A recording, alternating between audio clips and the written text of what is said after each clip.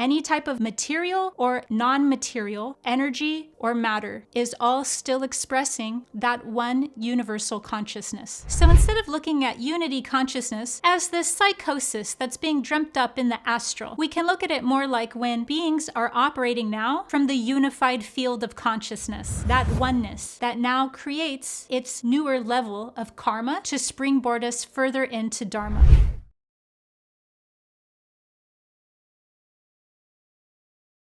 We don't normally understand that when we ask what is reality, we are really asking what is God?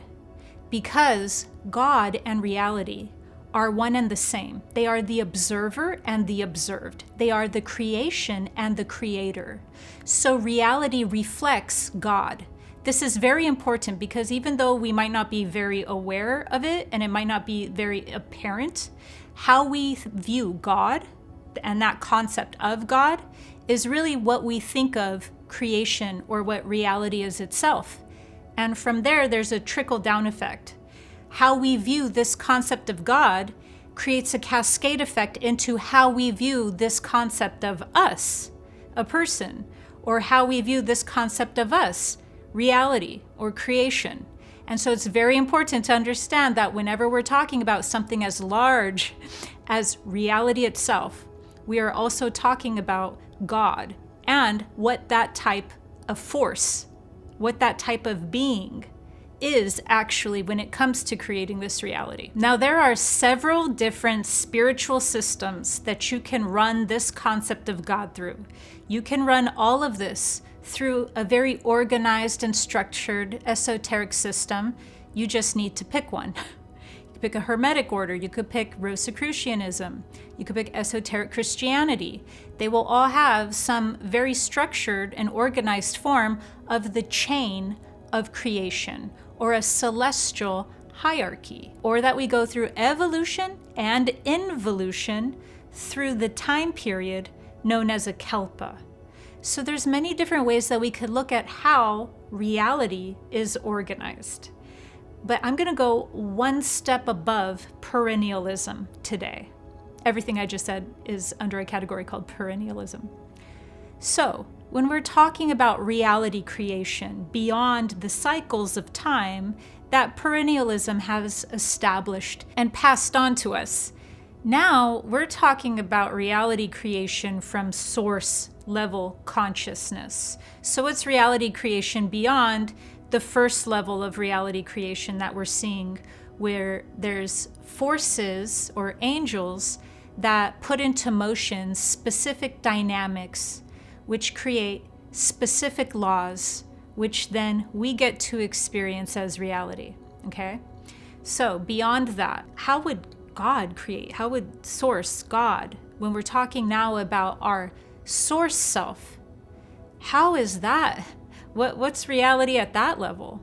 At that level, it's even beyond this concept of love. Because usually what we think of is that God is only good, and therefore God is only love. But God is everything. So it's more accurate to really call it source, but God or source, whichever you prefer. Source is everything. Because it's everything, it is not an entity. It does not have a definable gender, as much as we'd love to project that onto source. It is everything, both potential and possibility and probability and actuality. What we call source, spirit, or God can also be called imagination. It can be called many names, but I want to focus in on imagination right now because that is the part of source that we call mind. When we hear that all is mind from the Hermetic principles, that is directly referring to this aspect of God called imagination. And imagination is our true creative power. At the highest level, we are all just creative energy. We are hallucinations wearing a veil of logic. This is why thoughts create our reality, because our mind is a fractal of all is mind, and our thoughts come from the power of imagination. But Source has more than one aspect to it. Source is not just imagination. It's also one. This oneness is experienced as the unified field of consciousness. It's still Source and imagination. It's still mind, but its oneness brings another dimension to us than thinking. It now brings feeling. Feeling is the part of source that recognizes all is one. Feelings are what create reality just as much as thoughts. All of life is sentient, even if we don't see it. And this sentience comes from oneness and is creating reality through magnetism. Sentience is creating both at God level and from our personal reality. So reality creation first starts off with the part of us that is source, our God self, creating through imagination a theme. You could look at it kind of like we're focusing in, we're magnifying in on one attribute or one quality of all of the sea of infinite intelligence or imagination. So we're exploring one theme, one quality, and we're just zooming in, zooming in, zooming in, until we're now inside that theme or that quality in all of imagination. So this quality is light. And so we're zoomed all the way into light and exploring light. And so with that already, we have dialed in on what reality is. This will help us. This will make us so less confused when we first understand how to create reality when we're talking about it in this sequence. Or else then we're just going to go think we could grow wings, and why can't we grow wings, or whatever it is that we're wanting to manipulate in a way where we're truly just not understanding how reality works. This is the first place to start, all the way from its origins. So we zoom in, because we're source, into one quality of creation, and we explore that. And that is called an aeon. An aeon is a whole universe that is a time. So aeon is a time, as well as a theme. Aeon is time, theme, and then the third aspect, it's a being, but in this case, it's a consciousness. So aeon is all three of those. It's a consciousness or a being, but also a whole universe and also a whole theme, which makes sense because usually when we see some sort of being, they're already tied to some sort of attribute or theme or archetype. And so we're in that archetypal reality of light.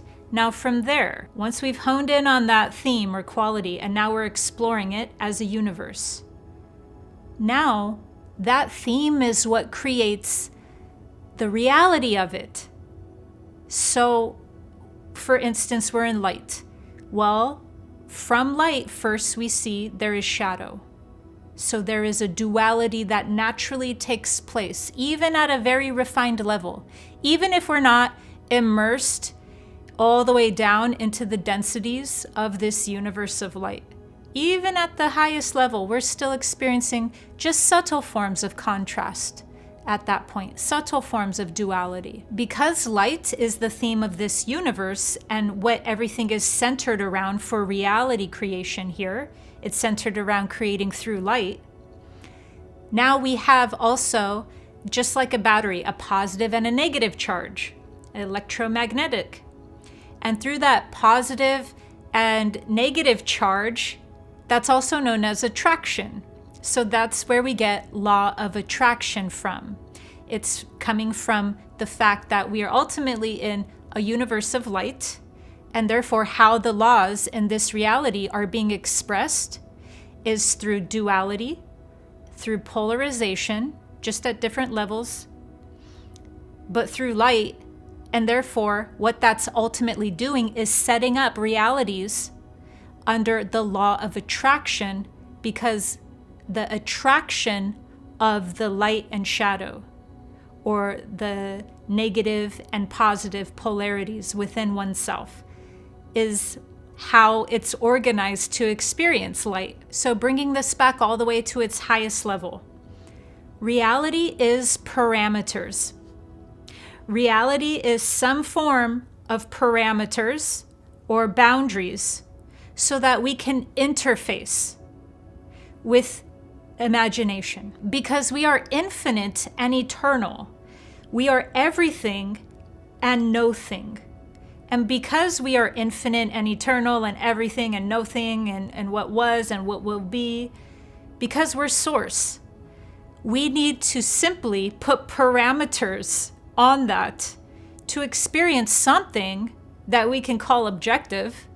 So at the highest truth of what reality is, reality would be subjectivity and objectivity in such perfect union that you could not actually see a definition of that's objective or that's subjective. They would coexist so harmoniously that we can't really call it one or the other. If we were to perceive reality at its highest level as that's objectivity, we'd simply only be seeing one side of the coin. And so we'd be interacting with our infinite nature through the lens, through strictly the perception, or through the dimension of objectivity. And it still wouldn't be the whole objective truth. Objectivity and subjectivity have no differentiation at the highest level of reality. And this is important, so you can pause that and kind of integrate that or meditate on that. Instead of just calling it word salad, you can really sit with that, and then the next part will just be the natural unfoldment of that.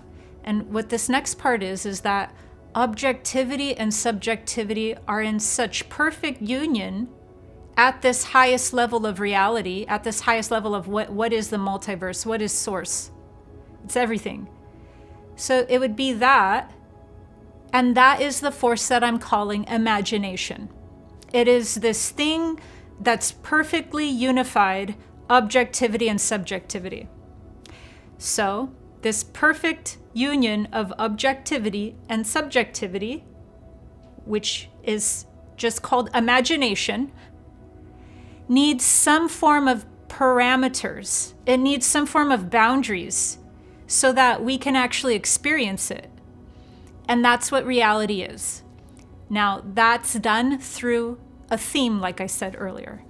So how we start putting boundaries around infinity, around eternity, is how we are able now to start creating something objective, something with structure, something that now we're able to have a visceral or tangible experience of. So this is where we start understanding things like the oversoul, and then even more down from there, streams of consciousness from that oversoul or souls. It's at this level now. Source creates reality from its imagination through fields of sound and fields of light. These are the primal fields. And it is from these fields of primal sound and primal light that the construct of this hologram is created. In mysticism, these primal fields of sound and light have been called vibration, absolute motion and space, or the primal waters, among other names. These fields hold Source's intention for this universe, and the intention is just like a blueprint. For instance, we are in a free will universe, or what is known as a consensus reality, where literally any paradigm or spiritual system or subset reality that we want to experience and that we want to explore, we absolutely can. So once we enter this universe, if we want to experience a physical form, we can create that experience. We just have to do it by incarnating in the third density of this universe, because the higher densities do not contain that specific experience. Do you see now what create your own reality means? It's happening at multiple levels of ourself. The first level being source. The second level being entering whatever level of this universe that we want to experience. And then the third level of creation is when we are inside the reality now, inside that dream. At this level, we are still creating our reality, but we also have to discern that we are in a reality that has laws already at work. So it's a co-creation within the parameters of this density. And it's also a co-creation with other individuals who also have free will. Now, to truly create our reality at this point, We cannot be in denial. In fact, a spiritual awakening is the act of coming out of denial. Denial in any form. The process of awakening is to come out of denial to the aspect of us that is Source. It is also not denying our emotional body. It is not denying any aspect of what makes up our consciousness. An awakening is coming out of a cosmic denial on all levels. So the funny thing is that we think that reality is super real, and we think that it is factual and structured, and really it's just layers deep in a dream. Not just a dream, like a dream within a dream within a dream within a dream. And that is what reality is. It's layers deep in a dream, just so we could experience something eminent and real and structured enough to have boundaries that you have to push against. So all of creation and reality is actually Source. We're all God. We're just chest deep in a dream. Now, where love comes back into all of this is that when you're deep in a dream, you evolve. And when you're evolving, that's you breaking out layer by layer, or just growing, maturing out of that layer of a dream, or those parameters that you needed to create that specific version of reality. You outgrow it. When you outgrow it, that's evolving. And you evolve layer out of a dream. This is not only evolution, this is also what would be called love, because love is order. It's a wish to know, a wish to experience, which creates order, something for you to have structure and parameters to experience reality through, but also a way out when you're done. Or not when you're done, when you're evolving. So what we're doing is also exploring who we are at a reference point. At all these different reference points, we're just Source experiencing Source through creation and creation, through reference points. But we evolve as we're experiencing, hopefully. And not everyone at all the same time, but we're evolving. And when we're evolving out of these reference points, there's something that would create an order, right? You can't just evolve out of being an awful and unconscious person. So there's an order, and that would be called a teleological goal. It would be something that creates, even if it's a long term, it'd be something that creates some form of way out of the dream, some form of way into growing out of each layer. And that would also be love. So love comes down, meaning love is how you get to create structures into these different realities, so you get to experience them. And then love is also that mechanism called evolution. Love loves you enough to also pull you out of the dream state, pull you out, or allow you to liberate yourself into higher levels of consciousness. So love is both of those forces, which I'm just calling order. Now, enlightenment is when we have awakened into the level of consciousness known as oneness. And oneness is the full-fledged, fully illuminated state of awareness that we are all Source. Everything is Source. It's all the one experiencing itself as the many.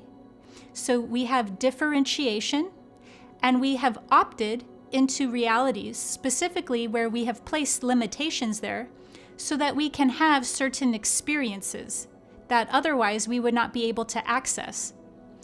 And we're all God, just in different costumes. Even the trees, any type of material or non-material, energy or matter, is all still expressing that one universal consciousness. You can look at it like we are all ambassadors on behalf of ourselves that go in to explore our own wholeness through our unique individuated expression. And the term enlightenment in the past hasn't been seen that way. What it's been typically seen as or portrayed as is a peak state, meaning that it's not stable. And in this peak state, now we're experiencing reality through this heightened form of bliss or this trance state. And by doing so, we make that mean that enlightenment is some omnidirectional, eternal sunshine of the spotless mind that is stripped of all humanity, and we place it in another dimension or another density. We don't think that we can equate such higher states of consciousness into this physical experience. When in reality, unity consciousness is our next evolutionary step. So it's the next natural byproduct of our collective states of higher consciousness. So unity consciousness is not a utopia where nothing goes wrong and everyone flies around all the time. What it is first you have to always anchor in a higher dimensional consciousness before that becomes able to manifest in a lower level of consciousness.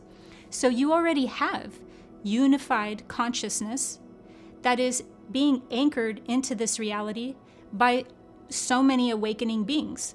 And because of that, the steps between what that looks like and what we think it looks like because we have a fear or too much hope about what our expectations of a heavenly realm are, they're not going to add up. We're expecting too much from a different density and a different dimension that we want to bring into here. So unity consciousness is already happening, and we're anchoring that level of being in here, and then our actions create that manifestation.